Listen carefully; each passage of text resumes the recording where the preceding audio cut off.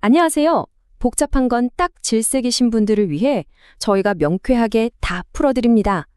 오늘은 전기기능장 실기시험에서 정말 머리 아프게 하는 바로 그 전동기 제어 회로를 한번 제대로 파헤쳐 보겠습니다. 아마 전기기능장 실기시험 준비하시는 분들은 이런 도면 딱 보면 숨이 턱 막히실 거예요. 그쵸? 어디서부터 손대야 할지 감도 안 오고. 근데 너무 걱정하지 마세요. 오늘 저랑 같이 이 회로의 비밀 하나씩 다 파헤쳐 볼 거니까요. 자, 그럼 어떻게 진행할 거냐면요. 먼저 이 과제가 대체 뭔지부터 보고 그 다음엔 도면에 있는 부품들을 하나씩 뜯어볼 거예요. 그리고 나서 제일 중요한 핵심 회로를 따라가면서 실제로 어떻게 움직이는지 추적해보고요. 마지막으로 안전장치랑 핵심 정리까지 이 순서대로만 따라오시면 됩니다. 자, 첫 번째 순서, 과제 해부입니다. 우리가 지금 풀어야 할 문제가 뭐냐? 바로 이 국가기술 자격 시험의 심장이라고 할 수 있는 전동기 제어 회로를 완벽하게 분석하는 거죠. 여러 방식이 있지만 오늘은 그 중에서도 가장 기본이 되는 리액터 기동 방식에 한번 집중해 볼게요.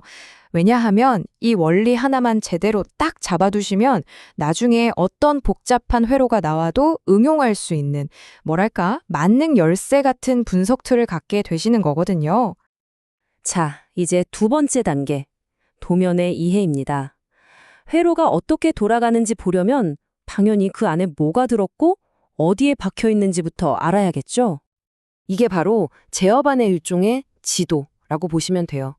물리적으로 부품들이 어떻게 배치됐는지 보여주는 거죠. 보시면 K라고 쓰인 릴레이, MC인 전자접촉기, T, 타이머 같은 핵심 부품들이 나는 여기 있다 하고 딱 자리를 잡고 있는 게 한눈에 보입니다. 그러니까 이 부품들이 한편의 연극을 만드는 주연 배우들이라고 생각하시면 쉬워요. MC는 힘쓰는 역할, K는 신호 주는 역할, T는 시간 재는 역할, 이런 식으로 각각의 역할을 딱 알아두는 게 이 복잡한 시스템을 이해하는 가장 빠른 지름길입니다. 자, 이제 세 번째, 드디어 가장 중요한 부분입니다. 바로 이 시스템 전체의 두뇌 역할을 하는 시퀀스 회로를 들여다볼 시간입니다. 이 도면은요, 요리로 치면 레시피 같은 거예요. 모든 부품들이 이 설계도에 따라서만 움직이거든요. 자, 그럼 지금부터 저랑 같이 이 선을 따라서 전기가 어떻게 흘러가는지, 그래서 이 시스템이 어떻게 살아 움직이는지 한번 직접 따라가 보시죠. 네 번째, 동작 추적입니다. 이제 진짜로 스위치를 켠다고 상상하고 시작 버튼을 누르는 그 순간부터 어떤 일들이 착착 일어나는지 한번 따라가 보겠습니다. 자, 1단계. 먼저 셀렉터 스위치 SSA를 돌려서 리액터 기동 모드로 맞춰주는 겁니다.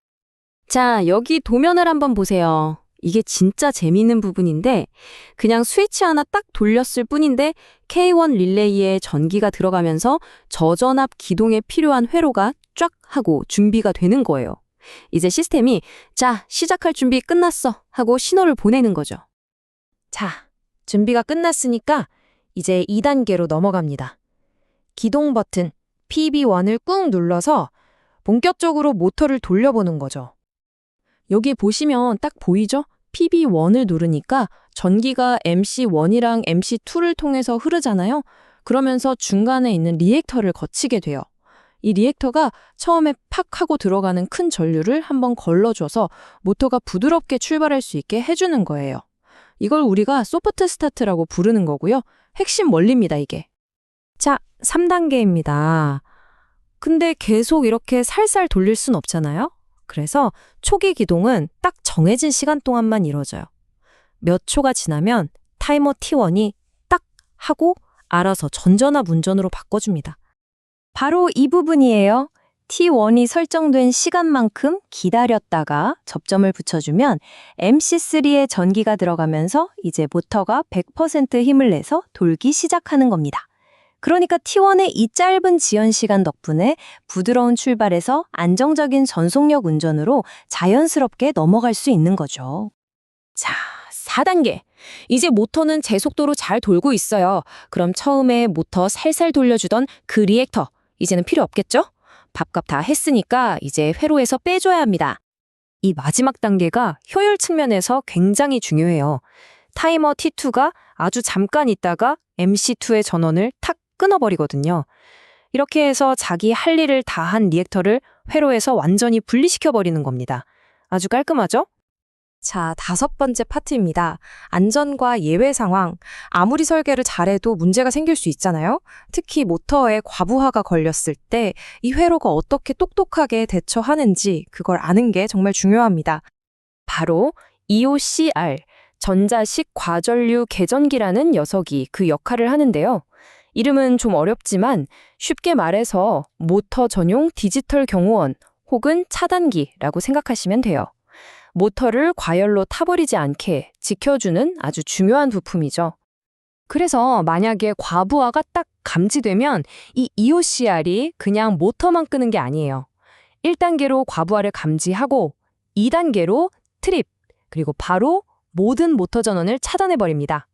그러면서 동시에 부저를 울리고 경고등을 켜서 지금 문제 생겼어요 하고 알려주는 거죠. 아주 체계적이죠?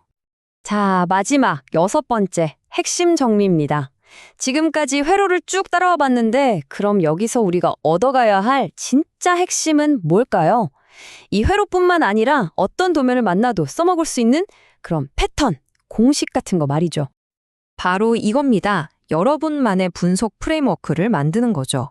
먼저 배치도 보고, 이런 부품들이 있구나 파악하고, 2번째, 기호 보고, 얘는 이런 역할을 하는구나 이해하고, 3번째, 시퀀스도를 보면서 전기가 어떻게 흐르는지 한 스텝 한 스텝 따라가 보는 거예요.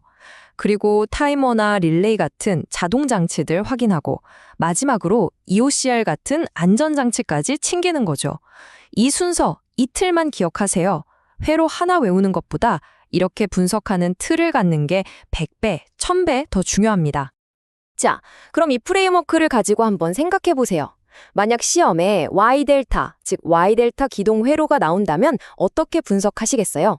오늘 배운 이 논리적인 단계를 그대로 적용하면 됩니다.